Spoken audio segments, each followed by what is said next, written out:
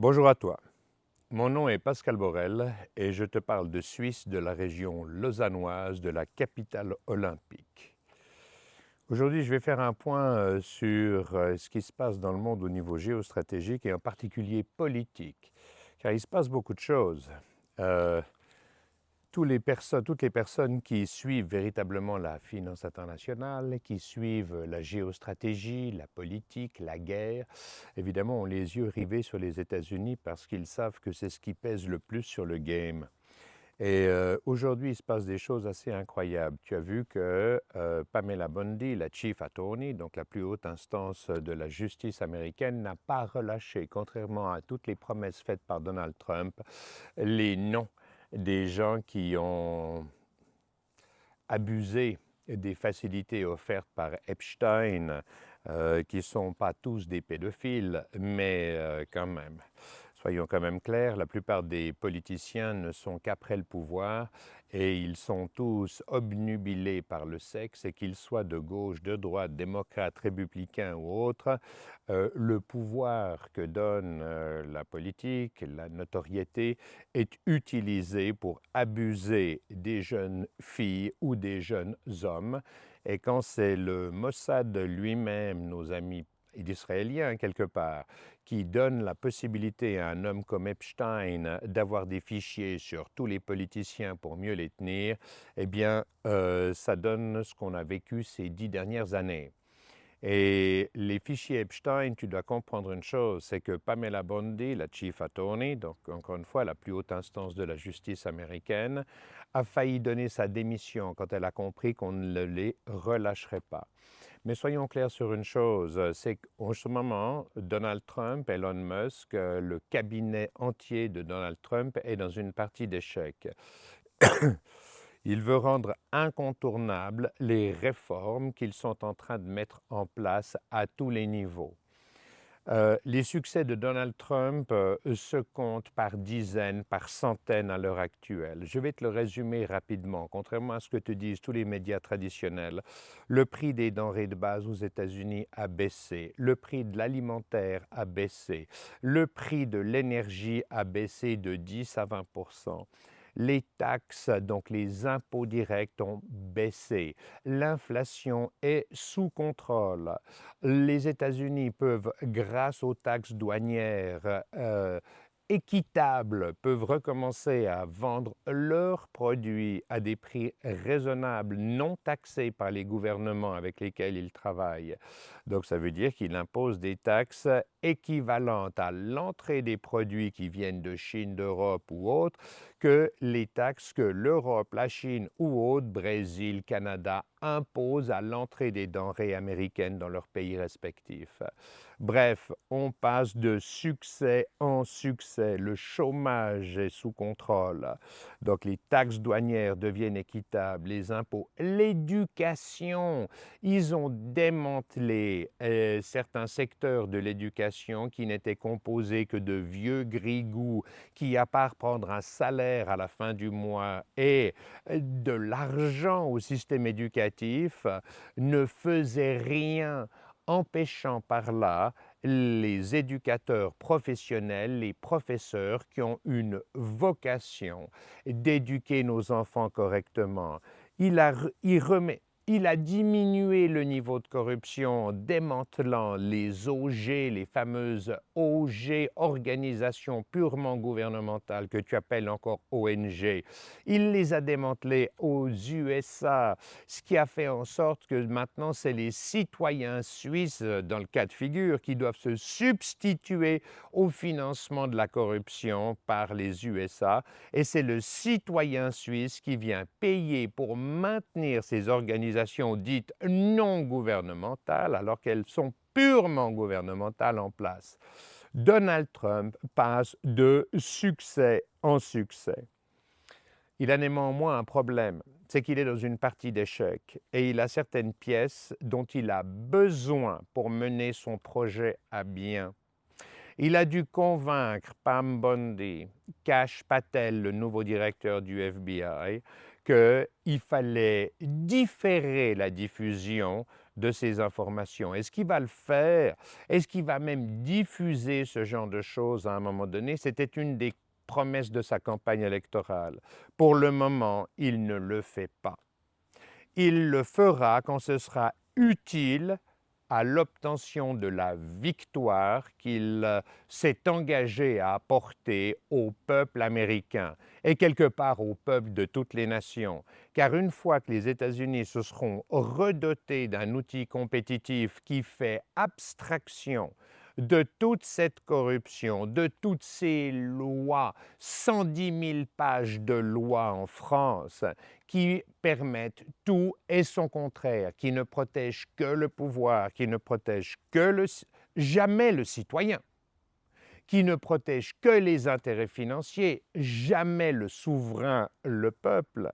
Quand toutes ces lois seront abolies par de nouvelles constitutions et un nouveau cadre légal, nous pourrons enfin recommencer à respirer, mettre en avant nos qualités coopératives, les qualités collaboratives de l'espèce humaine.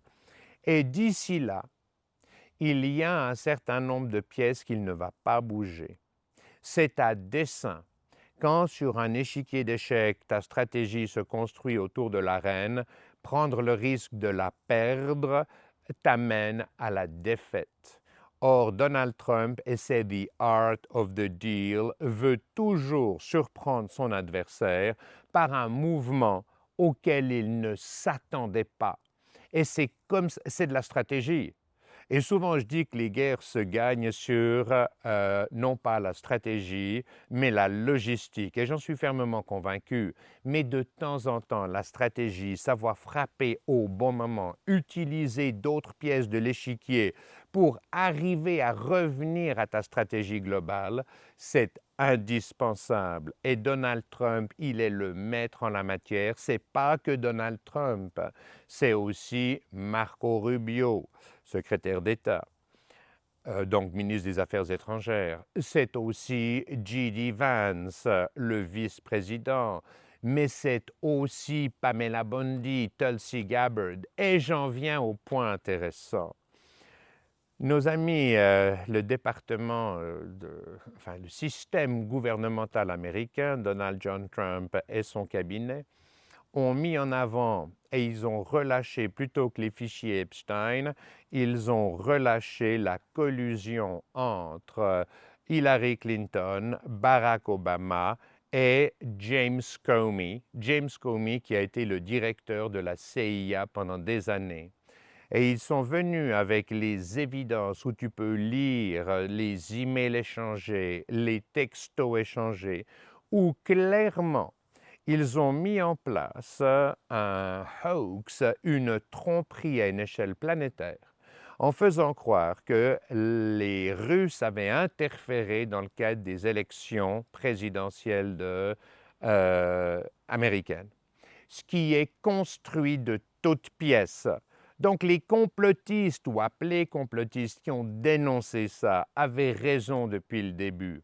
Et ils veulent inculper rien moins que l'ex-président américain Barack Obama, son secrétaire d'État, elle était ministre des Affaires étrangères, Hillary Clinton, et James Comey, le patron de la CIA, et ils veulent potentiellement les interner, les mettre en prison pour haute trahison à la nation, parce qu'ils ont non seulement trahi le peuple américain en les mettant sur une voie qui était un pur mensonge, mais ils ont trahi tout le reste de la planète, car toutes les personnes dans quelque nation que ce soit qui s'intéressent réellement à la politique, à la finance, à la géostratégie, ont les yeux rivés sur les USA qui sont le plus gros joueur dans l'économie mondiale. Donc, Tulsi Gabbard, qui est la chef de toute l'intelligence, donc de tous les services secrets, entre guillemets, américains, vient présenter ce genre d'évidence pour divertir, voilà. Ça, c'est une chose. L'autre chose, c'est qu'ils sont en train de, pour les financiers, qui ont quand même leur poids sur l'échiquier mondial, soyons clairs, ils sont en train de mettre en examen Jérôme Powell, qui est le boss de la Réserve fédérale, plutôt de la Fed, donc de la Banque centrale américaine. Et ils sont en train de l'attraper pour un truc, pour parjure devant le Congrès. Parce qu'ils sont en train de refaire le bâtiment de la Fed aux États-Unis. Et il a dit devant le Congrès qu'on ne changerait pas les anciens ascenseurs, qu'on ne changerait pas les jardins qui sont au sommet du toit, que nous n'allions pas, qu'il n'allait pas changer les escaliers et autres. Donc, c'est peanuts, c'est totalement homéopathique. Mais sur les plans qu'il a proposés, il y a des changements pour tout. Donc, il est parjure devant le Congrès. Il a témoigné en levant la main droite, en lisant sur la Bible, je le jure, et il a menti au Congrès. Ça me rappelle l'affaire du Watergate avec Nixon, où pour quelques micros placés dans les chambres d'audience, enfin dans les bureaux du Parti démocrate, Richard Nixon, président des États-Unis, a dû démissionner. Ça montre qu'à l'époque, les journalistes étaient un peu plus éthiques, un peu plus professionnels que ce qu'on a aujourd'hui, car soyons clairs, mettre quelques micros, espionner, bon, est-ce que ça a eu une influence sur la guerre du Vietnam? Est-ce que ça a eu une influence sur la politique? Je crois que c'était Humphrey qui était contre, qui était le candidat démocrate du côté quand Nixon a passé. Est-ce que ça a eu une influence? Vraisemblablement pas, mais ça a été suffisant pour obliger sa destitution. Eh bien, Donald Trump et son cabinet sont en train d'utiliser des choses qui ont un effet homéopathique sur le game au sens large pour éviter que ce Jérôme Powell, alors que d'un point de vue économique, Donald Trump passe de succès en succès, soit capable de diminuer les taux d'intérêt, les passant de 4,5% à vraisemblablement peut-être pas zéro comme en Suisse, parce qu'évidemment, les États-Unis comptent sur l'échiquier mondial. La Suisse, on est passé à zéro parce que les Suisses sont des pragmatiques. Ils se rendent bien compte, ils anticipent et ils ont un effet qui est à peu près nul sur la finance internationale. À part donner un asile fiscal à des gens qui veulent échapper à la fiscalité, au vol institutionnalisé des États par les taxes et par les impôts, la Suisse ne compte pas. Donc, ça veut dire que le président de la Banque nationale suisse, c'est certainement un homme clairvoyant, peut-être pas aussi clairvoyant que mon ami Jean-Pierre Rothe, ex-président de la Banque nationale, meilleur président de Banque nationale depuis plus d'un demi-siècle, c'est une évidence, mais le Suisse reste pragmatique, donc il met à zéro. Est-ce que les États-Unis vont suivre? Le but de Donald Trump en baissant les taux d'intérêt, ce n'est pas simplement d'avaliser ses succès dans tous les domaines de l'éducation, dans les domaines de l'économie, dans les domaines à peu près dans le respect qu'il a pour le seul souverain, le peuple. Il travaille pour le peuple aujourd'hui, pas pour les intérêts du pouvoir, pas pour les intérêts financiers. Et c'est pour ça qu'il a de la peine souvent à mettre en place un certain nombre de choses. Je te rappelle, avant de finir, que chaque fois qu'il fait passer un Big Beautiful Bill, qui est pour moi une hérésie, parce qu'il est en train d'allouer des budgets, et ça ne peut pas être big and beautiful. Hein? C'est soit small and beautiful, soit big and ugly, parce que tu ne vas pas dépenser l'argent du contribuable pour des choses qui ne rapportent pas à court terme. Enfin bref, c'est un autre sujet. Et donc, chaque fois qu'il fait passer une motion au Congrès, c'est à quelques voix près.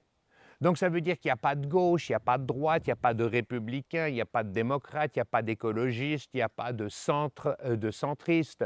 Non, il n'y a que des politiques qui ont déjà le repas étalé sur la table et qui n'ont, quand ils sont élus, qu'à mettre les pieds sous la table et se gaver. Est-ce que tu crois qu'ils vont changer quoi que ce soit dans ton intérêt, dans l'intérêt du citoyen? Évidemment pas. Donc, il faut sortir de ce clivage binaire. Hein? Bon pour moi, je fais, mauvais pour moi, je ne fais pas. Gauche, droite, oui, non, blanc, noir. Enfin, et pourquoi est-ce que tous les politiciens te forcent à utiliser cette simplification de la donne? C'est parce que notre cerveau, il est binaire, comme je viens de te le dire. Bon pour moi, je fais, pas bon pour moi, je ne fais pas. Mais tu dois sortir de ce jugement.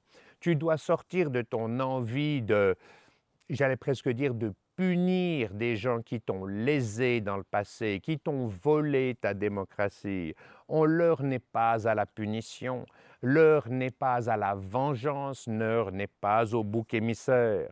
L'heure est au fait de mettre en avant notre capacité collaborative, d'arrêter de se faire voler la valeur de notre travail par les taxes, les impôts, par l'inflation, par tous les vols institutionnalisés par nos cadres légaux et par nos structures constitutionnelles. L'heure est à la définition du budget de l'État en pourcentage de la productivité de tous les acteurs économiques. Et ça doit être compris entre 14 et 17%. Tous les économistes, tous les tops universitaires qui enseignent l'économie sont arrivés à la même conclusion. Donc, l'heure n'est pas à la punition, l'heure est au fait de redonner aux citoyens sa pleine et entière souveraineté. C'est absolument indispensable.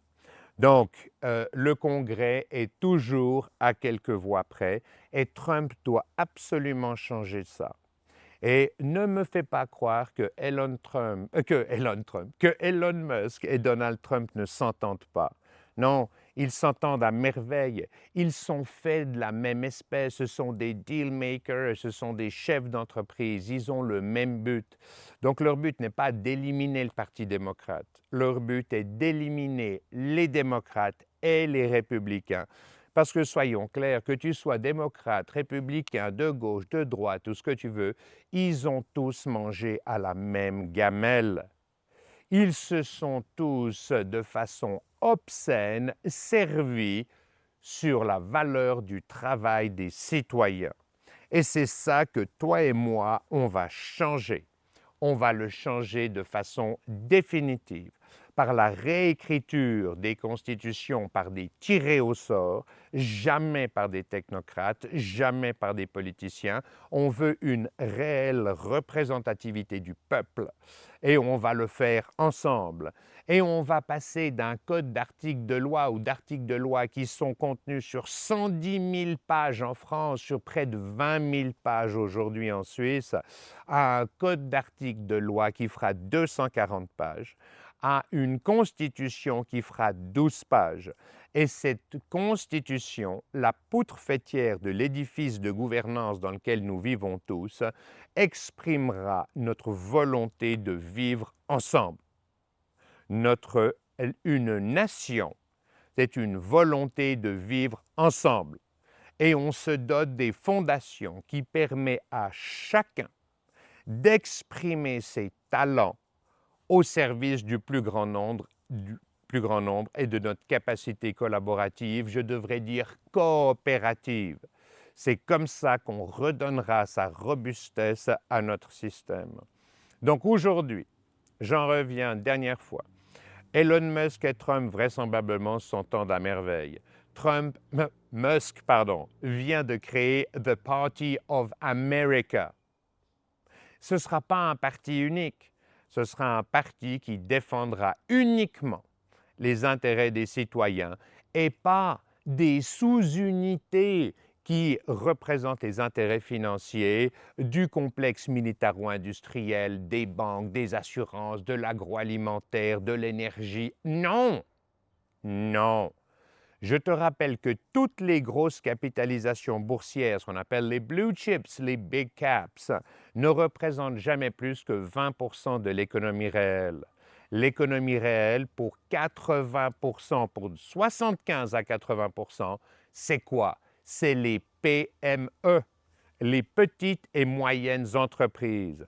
Mais tous ces politiciens sont dominés par des gens qui leur sont supérieurs et donnent plein crédit aux présidents des conseils d'administration de toutes ces grosses boîtes. Et c'est eux, par l'intermédiaire des politiciens, qui dirigent la nation, qui dirigent les taxes, qui dirigent les impôts, qui dirigent les taxes douanières entre pays, etc. Mais attends mon ami, va lire mon livre intitulé 2024. Tu le trouves gratuitement sur www.4ovet24.com. Tu vas, il y a deux sections, il y a vidéo d'un côté, il y a lit de l'autre. Et là, tu as tous les chapitres de mon livre. Et le premier onglet t'engage à l'acheter par la voie d'Amazon. Désolé. Ou en venant nous voir, je serai ce week-end sur la dernière étape du Tour de France, non pas dans le cadre d'une marche constitutionnelle, mais pour être présent en France. Mon cœur résonne au son de la francophonie, vous pouvez bien imaginer. Bien sûr que je parle l'anglais, bien sûr qu'à 5 ans, je ne parlais pas un mot de français, mais aujourd'hui, je m'exprime plus facilement en français qu'en anglais puisque je l'utilise au quotidien avec ma famille, avec tout le monde, avec toi en ce moment. Donc, je veux être en France et je serai dimanche prochain dans la région d'Annecy et je te ferai vraisemblablement une vidéo demain matin pour te dire où est-ce que tu peux venir nous voir. Et si tu ne veux pas utiliser Amazon et Jeff Bezos, que je comprends totalement, viens me voir quand je suis à Pontarlier, pas Port-Entruy, Pontarlier, l'arrivée de l'avant-dernière étape du Tour de France, puisque la dernière étape se fera à Paris, comme le veut la grande tradition du Tour de France. Et le dimanche, je serai dans la région d'Annecy, je donne une conférence, je parlerai, j'aurai des livres à disposition, viens me voir, viens discuter. Et oui, ma tête est de temps en temps dans les étoiles, oui, mais je suis un Suisse pragmatique, donc mes pieds sont toujours fermement ancrés au sol. Et ce que je te propose, produit des résultats qui sont incontournables, des résultats pragmatiques, la marche constitutionnelle, version la marche du sel Mahatma Gandhi. Je te propose des refontes constitutionnelles qui, dans l'article 1er, te propose de définir comment une assemblée constituante qui écrit la Constitution doit être réunie tous les 2 ans. En deuxième article, à qui s'adresse la Constitution? Qui doit la respecter? Je te laisse lire. Le troisième article d'une Constitution doit définir le budget de l'État, car sinon il est évident que l'accès illimité que l'État s'est donné à la valeur de ton travail, à ton argent, est le moteur de toutes les guerres. Tu ne peux pas le contourner, tu ne peux pas le reprocher aux politiques. Ils utilisent l'environnement dans lequel ils sont pour se donner la meilleure qualité de vie possible, la plus grande sécurité, etc., etc.